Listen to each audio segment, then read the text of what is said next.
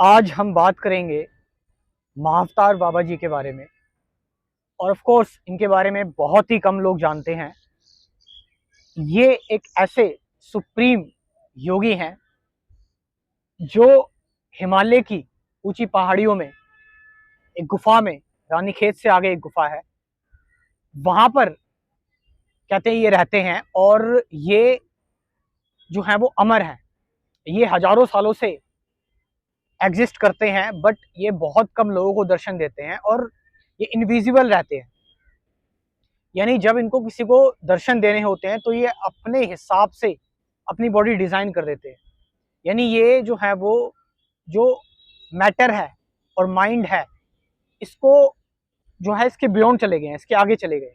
तो ये जो है अपने माइंड के थ्रू जो है मैटर को क्रिएट कर सकते हैं महाअवतार बाबा जी। इनके बारे में सबसे पहले बात की गई थी लहरी महाशय द्वारा, और फिर परमहंस योगानंदा ऑटोबायोग्राफी ऑफ ए योगी, इन्होंने भी इनके बारे में बात की है, महाअवतार बाबा जी के बारे में।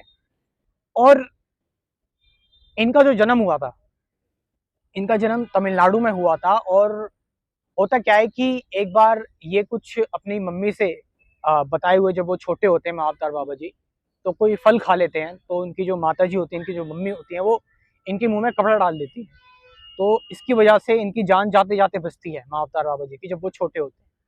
तो क्योंकि डेथ को बहुत नज़दीक से देख लेते हैं, तो उसके बाद फिर इनको जो है वो इनके अंदर वैराग्य उत्पन्न हो जाता है, डिटैचमेंट इनके अंदर डेवलप हो जाती है। उसके बाद से फिर ये ध्यान साधना मेडिटेशन के लिए ये स्टार्ट कर देते हैं। इनके बारे में बताया जाता है कि एक बार एक व्यक्ति इनसे दीक्षा लेने के लिए गया था, और वो बहुत ज़्यादा दीक्षा के लिए जिद कर रहा था कि मुझे दीक्षा चाहिए, मुझे आपसे दीक्षा चाहिए बाबा जी, नहीं तो मैं इन ऊंची पहाड़ियों से कूद जाऊंगा। तो बाबा जी ने बोला कूद जाओ। तो वो जो बंदा था वो कूद गया।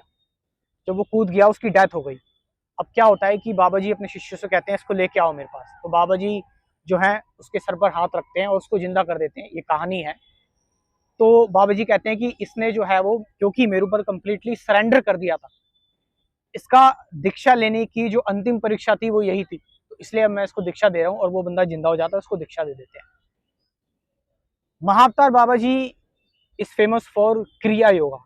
क्रिया योगा मतलब, क्रिया मतलब कोई भी काम, योगा मतलब यूनियन, यानी मेडिटेशन, जुड़ना, जहाँ पर आप सारा फ्रेगमेंटेशन खत्म कर देते हैं, जहाँ पर आप अपने आत्मा के साथ या परमात्मा के साथ जुड़ जाते हैं। तो क्रिया योगा का मतलब, आप जो भी काम कर रहे हैं, whatever you are doing, उस काम को मेडिटेशन बना लो। जो भी आप काम कर रहे हो, आप अगर किसी प्रोफेशन में हो, आप अगर ब्रश कर रहे हो, अगर आप, नो मैटर, कोई सा भी काम हो सकता है, आप उस काम को इतने ध्यान से करो, उस काम में होकर और खोकर, कि उस काम को आप एक ध्यान बना लो, मेडिटेशन बना लो। दैट इज द क्रिया योगा। तो ये मैंने आपको कंप्लीट जो इन्फॉर्मेशन अभी तक पता है महाअवतार बाबा जी के बारे में, वो आपको दी है। और मेडिटेशन इसमें बहुत बड़ा रोल है। देखिए, क्योंकि ज्यादातर जो साधक होते हैं, जब महाअवतार बाबा जी को ढूंढने गए, तो महाअवतार बाबा जी उन्हीं को दर्शन देते हैं जो मेडिटेशन में, जो एक्चुअली मैच्योर है मेडिटेशन में। अल्टीमेटली मेडिटेशन उसको पता है, लेकिन हम में से ज्यादातर लोगों को पता ही नहीं एक्चुअल मेडिटेशन क्या है। तो अगर आप मेडिटेशन के बारे में जानना चाहते हो कि एक्चुअल रियल मेडिटेशन क्या है, तो इसके बारे में मैंने एक डिटेल्ड कोर्स बनाया हुआ है मेडिटेशन के बारे में, जिसमें 10 वीडियोस होंगी, डिटेल में मेडिटेशन की बात की जाएगी। आप चाहे तो स्क्रीन पर जो नंबर दे रखा है, इससे व्हाट्सएप कर सकते हैं और मुझसे इन्फॉर्मेशन ले सकते हैं। Thank you very much.